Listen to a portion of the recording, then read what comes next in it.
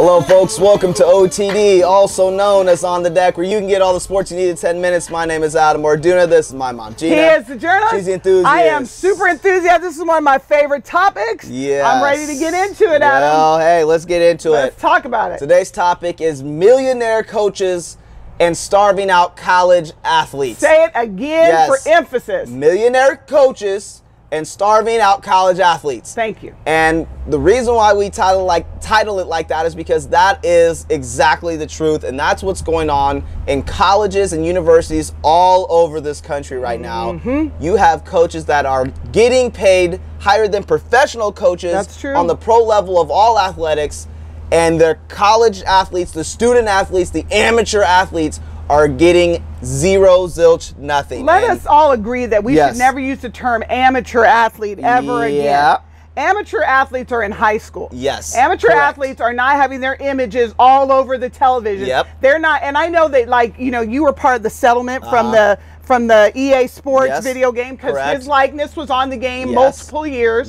We're not talking about that. We're talking about when ESPN is promoting the game, they're using Deshaun Watson's face and Christian McCaffrey's face. Like, there's no amateurism about college athletics. We just need to when the jerseys are being sold at the college bookstore, or they won't put their name on the back, but it's the number of the player. And so instead of it just being 00, which is just nobody's number for the most part, you know, or 01 or something, you see a number 5 or a 7 or a 22 or a 45 or something like that. You know which player in that position of that school, and they're getting no money from that. And so that's what we're talking about today. We've kind of talked about this a little bit. We brought this up with Coach Roy Williams on the basketball side of things, when he got $900,000 for his postseason just as a bonus. Just as bonus. Basically $1 million in incentives for getting his team through the postseason and winning the national championship. And not one player received a nickel or a dime from that bonus. We're going to talk about Nick Saban and his new contract extension for not winning the national championship, for losing the national championship. And he got $11.125 million for his bonus for what he did. Well, and I think that's his actual pay for next year, that's what his pay bonuses. Is, but that's including bonuses. Yeah, including his bonus. So all next year, coming off of a loss in the national championship, next year, usually if you do bad, you get a bad review at work or something. It's like, hey, you're not going to get the highest percent raise this time. No, this man lost the national championship and is making $11,125,000 next year. Exactly. $4 million of that is bonus just for signing the extension. Just for the extension. For the extension. And how long does that extension go through? Yes, it goes through 2025. So this man is getting paid for a long time. And he's already, it's not even like, oh, this is just his first big contract that he's ever signed. This is the extension. He's been getting paid for a long time. And so again, I think we were talking about this off camera. You know, these coaches that are doing what they do with bringing these high dollar athletes and winning and bringing great tradition to these universities, they deserve their money. No one's sitting here saying that coaches don't deserve to get paid, especially when it is hard to come across good coaches and bringing winning tradition and trying to do things the right way. It is a big deal to have a high dollar coach and paying them what they're worth. But at the same time, we all know who's winning those games and who's putting their blood, sweat, and tears, getting up at 5 a.m., having to go to study hall at the end of the night after a long day of classes and practices, traveling throughout the week, going all over the country and receiving no money. Oh, well, everyone's saying, well, there's scholarships paid for, and so they're going to school for free. You know what? A lot of kids are going to school for free. There's a lot of scholarships out there. The regular student coming out of high school gets scholarships from their own high school and from their churches and from other foundations. So that notion that all these student athletes are getting their colleges paid for and they don't have to worry about that. And that no longer works. And let's be clear, part of the reason that doesn't work is because other kids who get the Taco Bell National Scholarship can still go work at Taco Bell. Or can still have their former high school coach or teacher who likes them said, I'm going to send you $100 a month to help with school, or here's a care package. They're allowed to have their education paid for and still get assistance.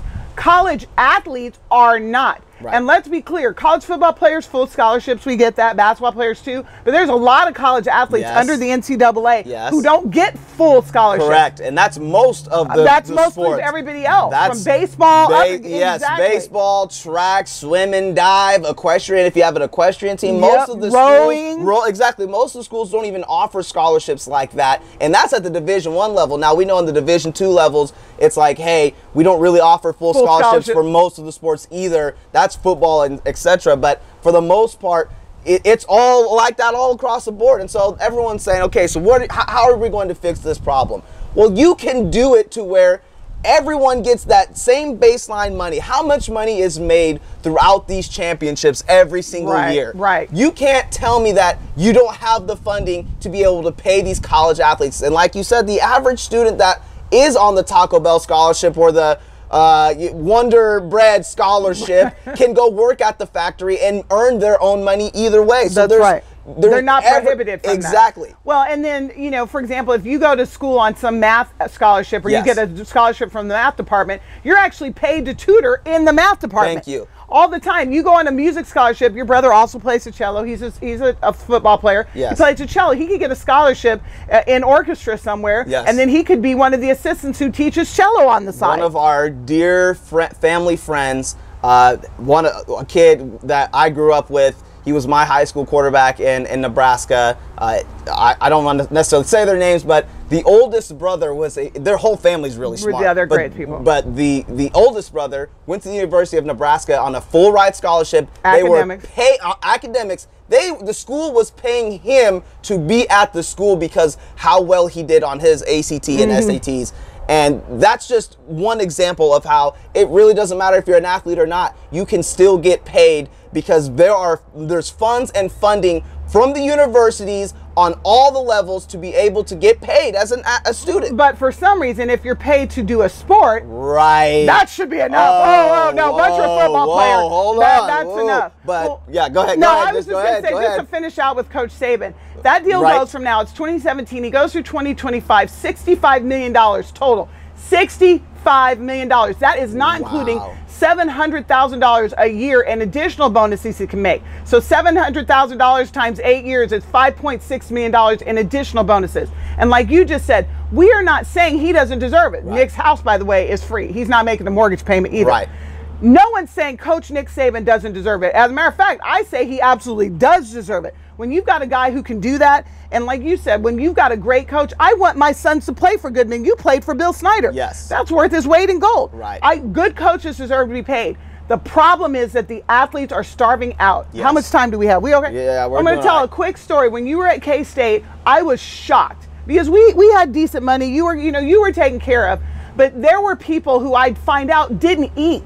Your positions coach would be mad, like, why are you so sluggish? I'd be like, man, I didn't eat.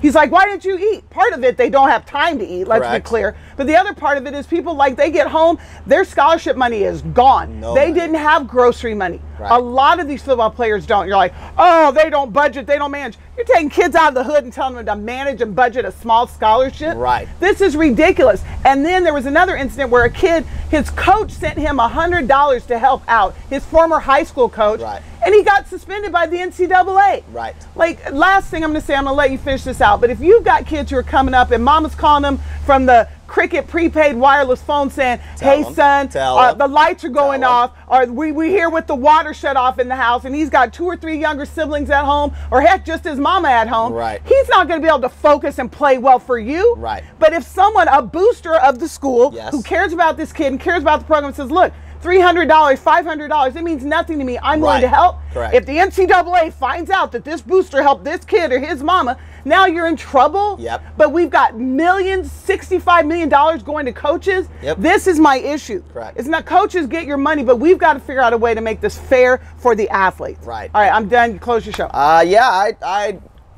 I agree. There's not much else you can say after that. I don't know how else to hammer it down. Bob Stoops has like the biggest house in the state of Oklahoma because he is the head coach at OU.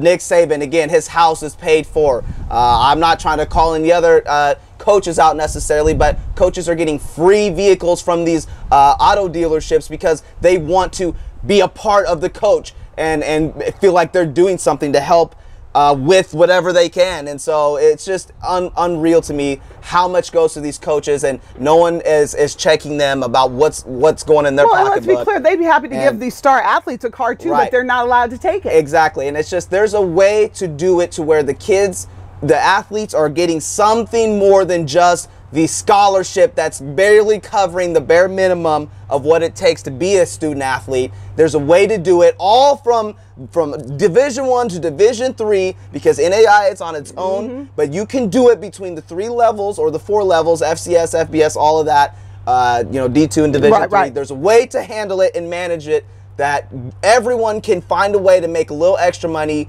if you decide to play college sports. By the way, Lee Corso said back in the day, all the way through the 70s, they used to pay him. They used to get $15 a week back like in the 50s and 60s. You can do it. There's a way to do it. So it's been done. Come on, NCAA. Just put your minds to it. If the coaches are getting paid millions, okay, fine, you don't want to give that to the kids, you can still find a way to give them something. Absolutely. It's just ridiculous. It is. Well, anyways, we will have much more on this topic, as it is We're going to keep beating this drum. Get exactly. Used to it. We're passionate about it because it's true. So, anyways, continue to follow us on all of our social media.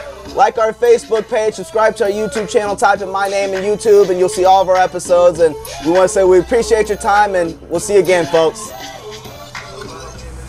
Bye, Facebook.